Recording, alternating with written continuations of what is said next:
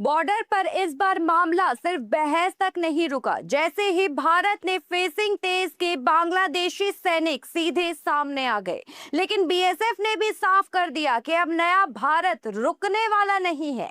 सीमा पर हुई इस तीखी भिड़ंत के बाद ऐसा संदेश गया है जिसे बांग्लादेश शायद लंबे समय तक नहीं भूल पाएगा। पश्चिम बंगाल की सीमा पर इस वक्त ऐसा माहौल बन चुका है जहां भारत अब किसी भी कीमत पर ढील देने के मूड में नजर नहीं आ रहा। और यही वजह है कि बॉर्डर फेसिंग को लेकर बीएसएफ ने साफ संदेश दे दिया है कि अब घुसपैठ और तस्करी का पुराना खेल ज्यादा दिन नहीं चलने वाला। जैसे ही सीमावर्ती इलाकों में बारबंदी का काम तेज हुआ, वैसे ही बांग्लादेश की तरफ बेचैनी बढ़ गई और हालात यहां तक पहुंच गए कि सीमा पर तनाव खुलकर सामने आ गया।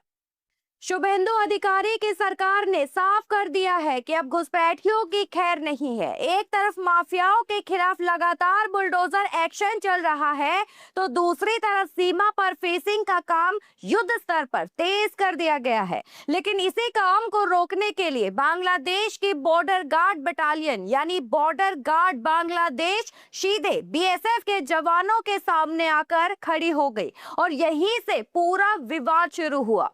कोच बिहार के मैखलीगंज ब्लॉक में जब बीएसएफ ने बॉर्डर फेसिंग का काम शुरू किया, तो बांग्लादेश के जवान वहां पहुंच गए और उन्होंने काम रोकने की कोशिश की। उनका कहना था कि जीरो लाइन से 150 मीटर के भीतर कोई निर्माण नहीं किया जा सकता।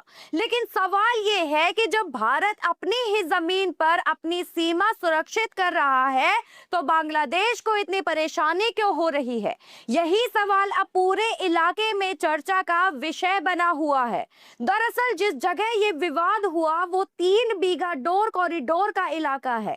ये वही गलियारा है जिसे भारत ने वर्षों पहले बांग्लादेश को लीज पर दिया था, ताकि वहां के नागरिक दहग्राम और अंगार पोटा इंक्लेव तक आसानी से पहुंच सके। लेकिन समय के साथ यही इलाका घुसपैठ और तस्करी का बड़ा रास्ता बन गया।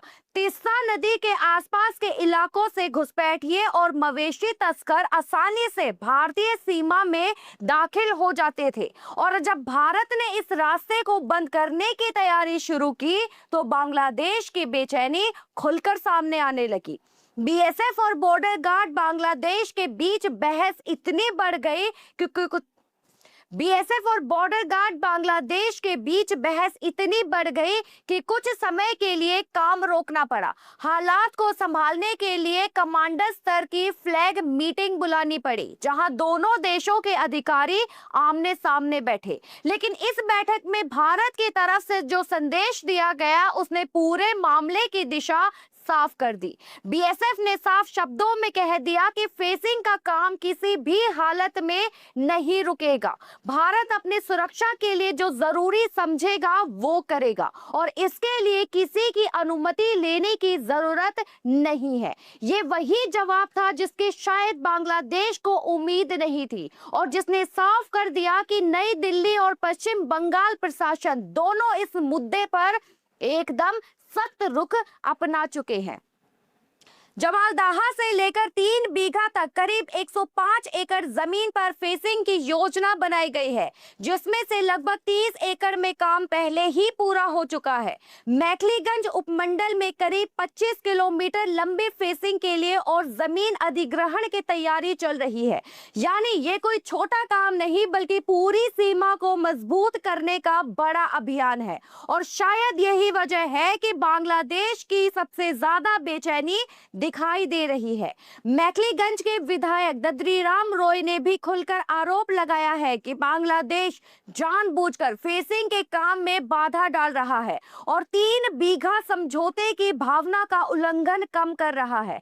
उन्होंने चेतावनी दी है कि अगर इसी तरह दखलंदाजी जारी रही, तो भारत उस गलियारे की सुविधाओं पर भी पुनर्विचार कर सकता है जिसका इस्तेमाल बांग्लादेश के नागरिक करते हैं।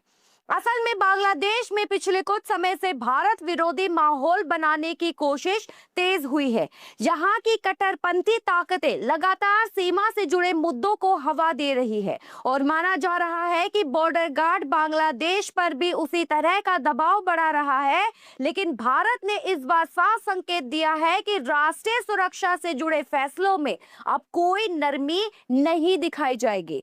ये पूरा मामला सिर्फ कुछ मीटर जमीन का नहीं बल्कि भारत की सीमा सुरक्षा और संप्रभुता से जुड़ा मुद्दा बन चुका है। बीएसएफ और शुभेंदु सरकार दोनों ने स्पष्ट कर दिया है कि इस बार पीछे हटने का सवाल ही नहीं उठता। फेसिंग होकर रहेगी, घुसपैठ रोकी जाएगी और जो भी रास्ता रोकने की कोशिश करेगा उसे सख्त जवाब मिलेगा।